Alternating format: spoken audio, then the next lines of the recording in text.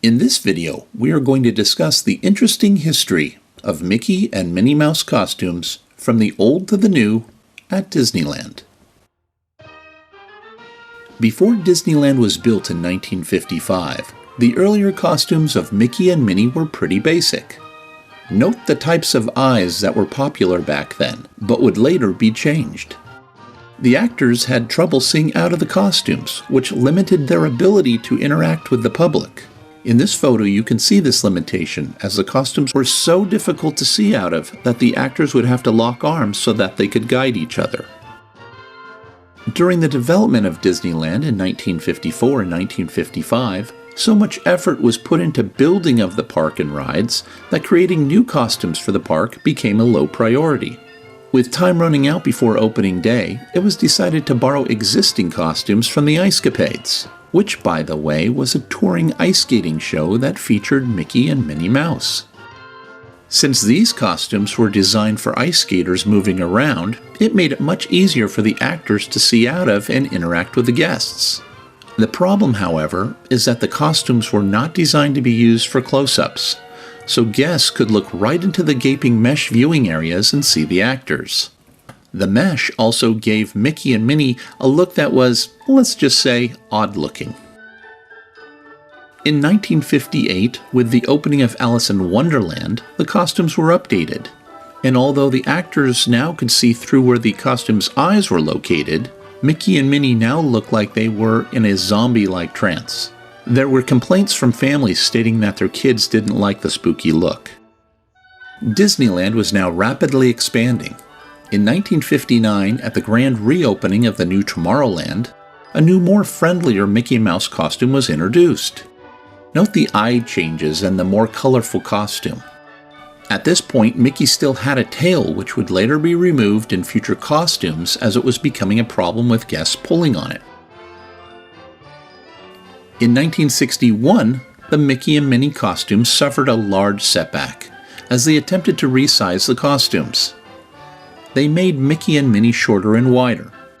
This gave them a more Tweedledum and Tweedledee type of look.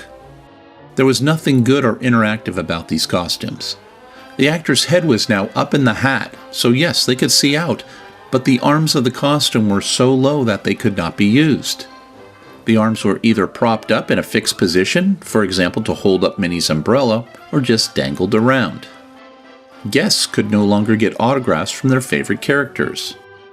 With complaints coming from families, that was the last straw for Walt Disney, who personally now focused on fixing the costumes. In 1962, better Mickey and Minnie costumes were created. Walt worked with animator Bill Justice to come up with better designs. Walt also chose a 4-foot 6-inch Ice Capades performer by the name of Paul Castle, and had custom costumes built using his dimensions. These new costumes not only looked so much better, but also worked better as well. Parents loved the new costumes, as they came across as interactive and friendly for children. Walt loved the new design too. Many of his more popular photos with Mickey are of him with this better design. In fact, this new design worked so well that this set the standard of shorter performers being used for future Mickey and Minnie Mouse costumes. From 1962 to 2005, Mickey and Minnie did not change all that much. Disneyland pretty much kept Walt's original design the same. However, they did make a few changes over the years to create a more modern look. Mickey's tie went from red to yellow. Minnie also began sporting eyelashes and a new polka-dotted dress. Fur was added to Mickey and Minnie's heads. The gloves were also changed back to 4 fingers from 5.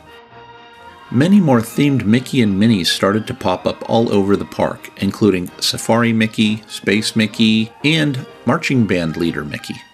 But the biggest change was yet to come.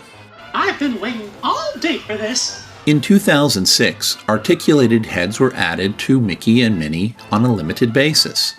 For the first time, their eyes blinked and you could see Mickey and Minnie talk and sing in shows throughout the park. These would include stage shows as well as parades. This was a game changer because you really felt that Mickey and Minnie now had real personalities. In 2010, Disneyland tried to bring Talking Mickey into the controlled environment of Mickey's Toontown, where you could meet and talk with Mickey at his home. Unfortunately, Talking Mickey was again replaced with regular Mickey, as the expensive technology became too high for a one-on-one character visit. Talking Mickey can currently be seen in a show at Disneyland called Mickey and the Magical Map.